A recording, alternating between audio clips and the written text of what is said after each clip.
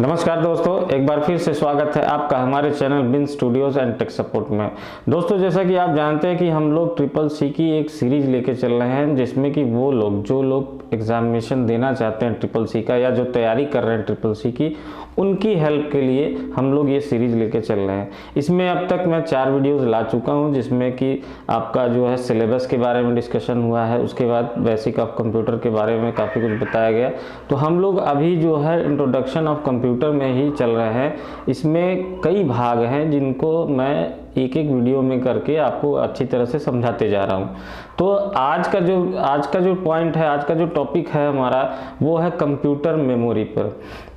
तो computer memory दोस्तों होती क्या है, या क्या काम होता है उनका, क्या उनकी ज़रूरत है या नहीं है, ये सारी बातें हम लोग डिस्कस करेंगे इस वीडियो में। तो सबसे पहले शुरुआत करते हैं हम लोग ये जानने की कि आखिर कंप्यूटर मेमोरी होती क्या है। चलिए शुरू करते हैं। सबसे पहले जानते हैं कि हमारे कंप्यूटर की मेमोरी के कितने टाइप्स होते हैं, कितने टाइप्स की मेमोरी होती है हमारे कंप्यूटर की। तो पहला होता है हमारा प्राइमरी मेमोरी, ठीक है, और दूसरा होता है हमारा सेकेंडरी मेमोरी, जिसको हम लोग स्टोरेज डिवाइसेस भी कह सकते हैं, ठीक है। तो पहली क्या है प्राइमरी मेमोरी। प्राइमरी मेमोरी के कितने टाइप्स होते हैं उनके बारे में जान लेते हैं। सबसे पहला प्राइमरी मेमोरी में आता है रैम। रैम मैंने डिस्कस किया है एक वीडियो में, जिसका लिंक आपको डिस्क्रिप्शन में मिल जाएगा, आप वहाँ से जो है देख सकते हैं।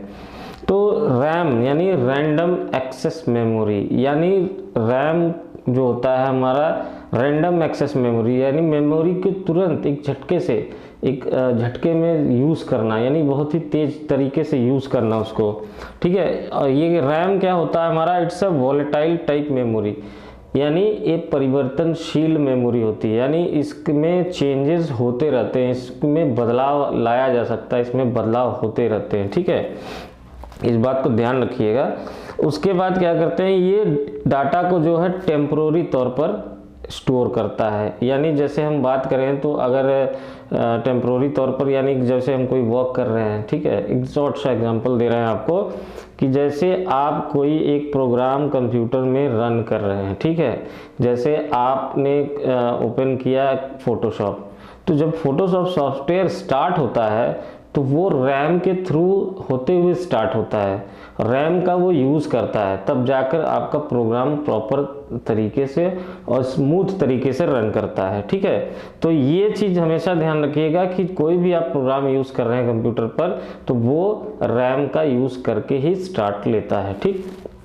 उसके बाद बात करें तो टेम्पोररी तौर पर हम जो कह रहे थे कि टेम्पोररी तौर पर डाटा जो स्टोर रखता है, तो यानी कि कहने का मतलब ये है कि अगर आप जैसे सिस्टम शट डाउन कर रहे हैं, तो सिस्टम शट डाउन होते ही वो जो भी डाटा आपने उसमें स्टोर रखा होगा या जो स्टोर किया होगा उस रैम में डाटा को, वो जो है परमानेंटली डिलीट हो जाता है उसमें से। तो इस बात का ध्यान रखिएगा।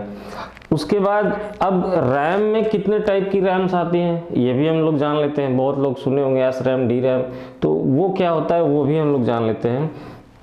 पहला है हमारा स्टैटिक रैम, जिसको एस रैम भी बोलते हैं। ये क्या करता है, जो कंप्यूटर वर्क करने के लिए कैचेस क्रिएट करता है। कैचेस बहुत ही महत्वपूर्ण होता है कंप्यूटर के लिए, क्योंकि इससे हमें काफ़ी हेल्प मिलती है कंप्यूटर को, और हमें नहीं, कंप्यूटर को हेल्प मिलती है स्मूथ चलने के लिए, स्मूथ प्रोसेसिंग करने के लिए। इसके बारे में आगे बात करेंगे हम। तो क्या करता है कि ये कैचेस को स्टोर रखता है, और हमारा जो है इस मेमोरी को रन करने के लिए कंटिन्यूअस पावर सप्लाई इसको चाहिए होती है, तब ये जाकर प्रॉपरली रन करता है, ठीक है। और ये जो हमारा एस रैम होता है ये काफ़ी फास्ट होता है। ये जो हमारी डी रैम होती है, जो आगे बात करेंगे, डी रैम से काफ़ी ज़्यादा फास्ट होता है। उसके बाद बात करेंगे सेकेंड पॉइंट की, तो वो है डायनेमिक रैम। डायनेमिक रैम, जिसको डी रैम भी बोलते हैं, ये क्या करता है, डाटा को काफ़ी समय तक के लिए स्टोर रखता है, जैसे कि हमें ज़रूरत जब तक उसकी है तब तक वो स्टोर रख सकता है उसको। और लेकिन हम बात करें इसमें, तो डी रैम थोड़ा सा स्लो होता है एस रैम से। एस रैम इससे काफ़ी ज़्यादा फास्ट होता है, फास्ट वर्किंग होता है, ठीक। उसके बाद बात करेंगे सेकंड जो हमारा मेमोरी होता है, वो होता है रोम। बहुत लोग सुने भी होंगे रोम, ROM, रैम रोम का नाम जिक्र एक साथ ही अक्सर आता है। रैम क्या है, रोम क्या है? तो रोम होता है रीड ओनली मेमोरी, यानी आप उसमें कोई बदलाव नहीं ला सकते। वो एक नॉन वोलेटाइल मेमोरी होती है जिसमें कोई परिवर्तन नहीं होता है। वो जो है एज इट इज़ जो भी उसमें प्रोग्राम हो गया वो स्टोर हो जाता है हमेशा के लिए। लेकिन बात करें अगर हम रोम की, तो रीड ओनली मेमोरी क्या करता है हमारा, it's data stored and fixed, यानी ये जो भी डाटा को स्टोर किया रहता है वो हमेशा के लिए फिक्स हो जाता है, ठीक है। और जैसे पावर सप्लाई अगर हमारी डिस्कनेक्ट हो रही, जैसे बात करें प्रॉपर शटडाउन की, अगर सिस्टम प्रॉपरली शटडाउन आपका हो चुका है तो उस केस में रैम से जो है मेमोरी डिलीट हो जाती है, बट इसमें से नहीं डिलीट होती। रोम में वो मेमोरी हमेशा के लिए स्टोर हो जाती है। उसके बाद रोम में भी काफ़ी पार्ट्स हैं जिनका यूज़ किया जाता है। कैसे लिए किया जाता है इसके बारे में बात करेंगे। रोम में मेमोरी को, जैसे जो हमने अभी बताया कि कोई चेंजेस नहीं कर सकते आप, मेमोरीज में चेंज नहीं होती है, बट कुछ 2-3 तरीके ऐसे दिए हैं जिनका यूज़ करके उनमें मेमोरीज में बदलाव लाया जा सकता है, यानी उसकी प्रोग्रामिंग फिर से की जा सकती है। तो सबसे पहले बात कर लेते हैं पी रोम की।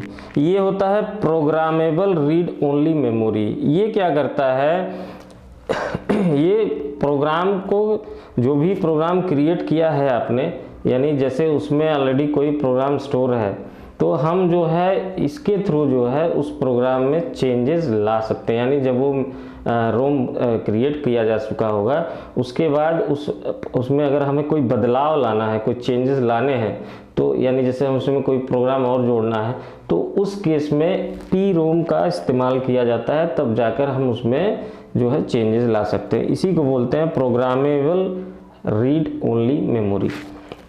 उसके बाद बात करें तो EPROM, erasable programmable read only memory, यानी ये क्या करता है कि इसको भी चेंज किया जा सकता है, इसमें भी बदलाव लाया जा सकता है, लेकिन इसका एक प्रोसेस है। प्रोसेस क्या है, इसको UV light, ultraviolet light से गुजारा जाता है, तब जाकर इसमें हम उस बदलाव ला सकते हैं, यानी उसमें कुछ प्रोग्राम डाल सकते हैं, क्रिएट कर सकते हैं उसमें। उसके बाद आता है EEPROM, ठीक, electrically erasable programmable read only memory, ठीक। इनका नाम आप अच्छे से याद कर सकते हैं। आप एक चीज़ हमेशा नोटिस कर लीजिएगा, जो भी मैं यहाँ लिखा रहता हूँ, आप चाहें तो उसका एक स्क्रीनशॉट ले सकते हैं, और या तो आप शुरू से जो वीडियोस देख रहे हैं हमारे, वो चाहे तो इनका एक नोट्स की तरह तैयारी कर सकते हैं, इसको नोट्स की तरह आप लिख भी सकते हैं, ठीक है। उसके बाद बात करें तो हम लोग बात कर रहे थे EEPROM की, तो electrically erasable programmable read only memory होता है, यानी इसको अगर हमें चेंज करना हो तो इसको इलेक्ट्रिसिटी के थ्रू जो है इसमें चेंज लाया जा सकता है, यानी इसको बिजली का यूज़ करके, यानी इलेक्ट्रिसिटी का यूज़ करके हम इसमें जो भी चेंजेस लाना चाहते हो, यानी कोई प्रोग्राम अगर हम इसमें क्रिएट करना चाहते हैं तो वो हम इजीली क्रिएट कर सकते हैं, ठीक। उसके बाद बात करें तो जो पहला पार्ट था हमारा प्राइमरी मेमोरी, उसमें ये सारी चीज़ें आती हैं। इनको एक बार मैं रिवाइज कर दे रहा हूँ। प्राइमरी मेमोरी हमारी मेन मेमोरी होती है, और इंटरनल मेमोरी भी होती है, उसको इंटरनल मेमोरी बोलते हैं। इनके 2 टाइप्स होते हैं, एक होता है रैम, दूसरा होता है रोम। रैम में हमारा 2 टाइप होता है, स्टैटिक रैम और डायनेमिक रैम, जो कि काफ़ी ज़्यादा लोग इसका यूज़ करते हैं। एस रैम जो होता है, एक चीज़ और याद रखिएगा, एस रैम बहुत ही कॉस्टली होती है, बहुत महंगी होती है, यानी जो शुरू के दौर में रैम्स यूज़ होती थी हम लोग के कंप्यूटर में, वो एस रैम होती थी, और उनकी कीमत आज भी मार्केट में काफ़ी हाई है डी रैम के मुकाबले। उसके बाद बात करें तो दूसरा था रोम, रीड ओनली मेमोरी। इसमें क्या है कि इसमें कोई चेंजेस नहीं कर सकते आप, जो एक बार स्टोर हो चुका है जो भी प्रोग्राम उसमें, उसको आप चेंज नहीं कर सकते, बट कुछ 2-3 तरीके दिए हैं जिनके थ्रू इसमें चेंजेस लाया जाता है। तो पहले हमने बता दिया, PROM है, ERPROM है, EEPROM है, ठीक, ये तीनों हैं। इनको आप एक बार देख लीजिए, आप स्नैपशॉट ले लीजिए, आप इसको समझ लीजिए, काफ़ी अच्छा ही नॉलेज है, ये आपके काफ़ी काम आने वाला है। उसके बाद जब बात करें तो सेकेंडरी मेमोरी जो हमारी होती है, प्राइमरी मेमोरी के बाद जो सेकेंडरी मेमोरी हमारी होती है, वो जैसे कि हम स्टोरेज डिवाइसेस हमारी होती हैं उनको सेकेंडरी मेमोरी बोलते हैं। तो स्टोरेज डिवाइसेस के बारे में भी मैंने वीडियो बना रखा है जिसमें आउटपुट डिवाइसेस मैंने स्टोरेज के बाद स्टोरेज डिवाइसेस होती हैं जो आउटपुट डिवाइसेस भी कही जाती हैं, तो उनको मैंने उस वीडियो में काफ़ी डिस्क्राइब किया है, वो आप लोग डिस्क्रिप्शन में लिंक दिया है, आप वहाँ से भी उसको देख सकते हैं। तो उसकी बात करें तो सेकेंडरी मेमोरी स्टोरेज में क्या क्या आता है, 3 टाइप्स की होती है। पहला होता है मैग्नेटिक डिस्क, दूसरा ऑप्टिकल, तीसरा सॉलिड स्टेट। ठीक, सॉलिड स्टेट का आपको मैं बताऊंगा अभी आगे। तो मैग्नेटिक डिस्क क्या होती है, जैसे फ्लॉपी डिस्क पहले आती थी, बहुत लोग नहीं जानते होंगे फ्लॉपी डिस्क क्या होती थी। तो फ्लॉपी डिस्क क्या होती थी कि एक छोटी सी डिवाइस होती थी जिसकी इमेज मैं यहाँ पे दिखा दे रहा हूँ आपको। तो आप वहाँ से देख सकते हैं कि किस तरीके से वो फ्लॉपी डिस्क वर्क करती थी। इसकी जो कैपेसिटी थी, मेमोरी कैपेसिटी थी कि कितना डेटा स्टोर कर सकती थी, इसकी थी कैपेसिटी 1.44 MB। इससे ज़्यादा का डाटा ये स्टोर नहीं करता था। तो पहले के टाइम में सबसे जो शुरुआती स्टोरेज डिवाइस आई थी वो फ्लॉपी डिस्क थी, जिसको हम लोग एक्सटर्नली इनपुट करके कंप्यूटर में डाटा को स्टोर करते थे। उसके बाद बात करें तो हार्ड डिस्क ड्राइव है, HDD जिसको बोलते हैं, वो हमारी जो कंप्यूटर में इंस्टॉल होती है हार्ड डिस्क, जिसको शॉर्टकट में हम लोग हार्ड डिस्क कहते हैं, जिसमें हमारा ऑपरेटिंग सिस्टम इंस्टॉल हुआ रहता है, जिसमें हमारे सारे प्रोग्राम्स इंस्टॉल होते हैं, वो हमारा हार्ड डिस्क होता है, वो एक मैग्नेटिक डिस्क होती है। ठीक, उसके बाद बात करें तो मैग्नेटिक टेप। तो मैग्नेटिक टेप में बात करें तो जैसे हमारी पहले पुराने टाइम की कैसेट्स आती थी, जो गाने सुनने वाले हम लोग कैसेट यूज़ करते थे, वो एक देखते थे रील यूज़ होती थी, तो वो होती थी मैग्नेटिक टेप। उस पर जो है सारा डेटा रिकॉर्ड किया जाता है, जैसे गाने होने आप सुने होंगे, देखे भी होंगे बहुत लोग, तो वो उस पर गाने रिकॉर्ड होते थे, तो वो एक मैग्नेटिक टेप होती थी। तो ये मैग्नेटिक डिस्क थे जितने, जैसे floppy, hard disk, magnetic tape, ये सब भी सेकेंडरी मेमोरी में आते हैं। ठीक, उसके बाद बात करें ऑप्टिकल डिस्क की, तो ऑप्टिकल्स में कॉम्पैक्ट डिस्क यानी CD, वीडियो जो DVD हमारा होता है, जिसमें पहले पिक्चरें आती थी, आप लोग मार्केट में देखते होंगे DVD आती थी 4 GB की लमसम उसका स्टोरेज रहता था, तो वो DVD होती थी। ब्लूरे डिस्क आती है, जैसे कि जो हाई क्वालिटी की मूवीज़ वगैरह मार्केट में मिलती हैं आपको, तो उनका डाटा कैपेसिटी करीबन 25 GB तक होता है एक डिस्क का, तो उस पर आपको फुल HD में जो है पूरी मूवी मिलती है। तो ब्लूरे ऑप्टिकल डिस्क में आता है हमारे स्टोरेज डिवाइसेस में, या कह लें सेकेंडरी मेमोरी में। सॉलिड स्टेट में पेन ड्राइव्स या फ्लैश ड्राइव्स, ये सारी चीज़ें आती हैं। पेन ड्राइव हमारा आप जानते हैं क्या होता है। पेन ड्राइव यानी हम लोग जनरली बहुत ही जनरली यूज़ करते हैं अपने डाटास को एक्सचेंज करने के लिए, एक PC से दूसरे PC या मोबाइल टू मोबाइल हम लोग पेन ड्राइव का यूज़ करते हैं। उसके बाद बात करें सॉलिड स्टेट की, तो एक SSD आते हैं, सॉलिड स्टेट ड्राइव। ये एक हार्ड डिस्क की ही तरह होता है, लेकिन ये सॉलिड स्टेट में होता है, यानी इस जैसे पेन ड्राइव हमारा जिस फॉर्म में होता है उसी फॉर्म में वो भी होता है। और उसको क्या करते हैं कि वो काफ़ी अच्छा वर्क करता है कंप्यूटर पे। अगर आप एक कंप्यूटर यूज़ कर रहे हैं, आप उसमें नॉर्मल HDD लगा रखे हैं जिस पे आपने ऑपरेटिंग सिस्टम इंस्टॉल कर रखा है, तो आप क्या देखेंगे कि स्पीड जो उसकी, चलो ठीक है रैम आपने लगा रखी है 4 GB 8 GB, बट तब भी प्रोसेसिंग बहुत स्लो होती है।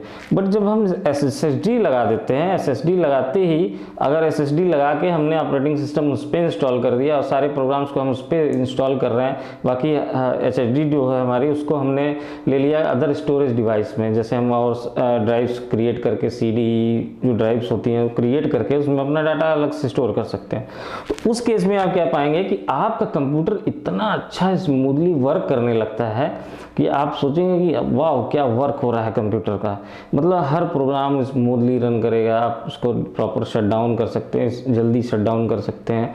तो इसलिए सॉलिड स्टेट ड्राइव का यूज़ होता है। आज की डेट की डिमांड है, आज की बात मैं कर रहा हूँ। एट प्रेजेंट आप SSD मंगा सकते हैं, अपने सिस्टम में इंस्टॉल करा सकते हैं। आप परफॉर्मेंस आप देखेंगे कि उसमें बदलाव कितना है, ये आपके सामने आ जाएगा।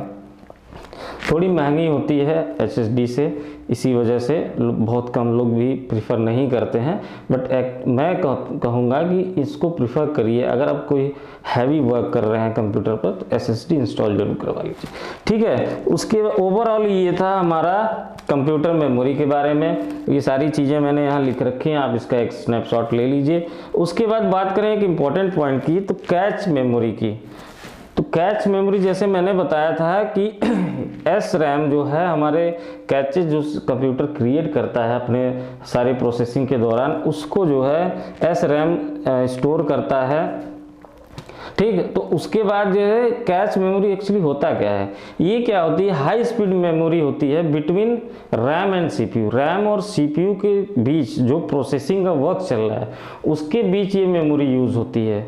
जो भी कंप्यूटर मैंने बताया अभी कि जो भी कंप्यूटर प्रोसेसिंग का वर्क चल रहा है कंप्यूटर में, वो सब का एक कैचेस बनाते जाता है कंप्यूटर, तो वो कैच मेमोरी में जाकर स्टोर होता है। उससे क्या होता है कि हमारे जो कंप्यूटर की स्पीड होती है, यानी जो प्रोसेसिंग स्पीड है, यानी कोई आप वर्क कर रहे हैं वो काफ़ी ज़्यादा तेज हो जाती है। इस बात का हमेशा ध्यान रखें। तो कैच मेमोरी इसीलिए यूज़ की जाती है। इसकी एक साइज़ लिमिट है क्योंकि ये बहुत कॉस्टली होता है। तो हमारे कंप्यूटर पे जो लगा होता है हमारी कैच मेमोरी, वो 256 किलोबाइट से 2 MB तक की लगी होती है। ये आपके मदरबोर्ड के ऊपर डिपेंड कर रहा है कि जितना महंगा आप कॉस्टली मदरबोर्ड ले रहे हैं, परचेस कर रहे हैं, उसके ऊपर डिपेंड करेगा कि आप उससे, जो भी वेंडर है जिससे आप ले रहे हैं मदरबोर्ड, आप उससे पूछ सकते हैं इसमें कि हमारे इस मदरबोर्ड पर हमारी जो कैच मेमोरी है कितने तक की क्षमता कितनी है, कि 256 KB है कि 2 MB तक है, वो बता देगा आपको। तो आप वहाँ पूछ के तब आप मदरबोर्ड ले सकते हैं अपना। तो ओवरऑल 5वें पार्ट में ये डिस्कशन था कि कंप्यूटर मेमोरी क्या है, कैश मेमोरी भी मैंने आपको बता दी, सेकेंडरी मेमोरी भी बता दी, प्राइमरी मेमोरी भी बता दिया। इसके बाद दोस्तों, जैसे कि हम लोग अभी मैंने बात की कि 256 KB क्या है, किलोबाइट्स, ये क्या होता है, ठीक है। तो जो कंप्यूटर में जो भी डाटा स्टोर होता है हमारे, वो इसी फॉर्म में स्टोर होता है, यानी किलोबाइट्स में। जैसे हम लोग KG यूज़ करते हैं, किलोग्राम, तो उस तरह कंप्यूटर में इसके साइज को नापने के लिए KB, किलोबाइट्स, MB, GB, ये सारी चीज़ें यूज होती हैं। तो अगला जो वीडियो मैं लेके आऊँगा उसमें मैं आपको इन सारी चीज़ों के बारे में बताने वाला हूँ, ठीक है। उसके बाद हम जैसे जैसे टॉपिक बढ़ता जाएगा, वीडियोज़ इसके लगातार आते रहेंगे। तब तक के लिए हम चलते हैं, नमस्कार।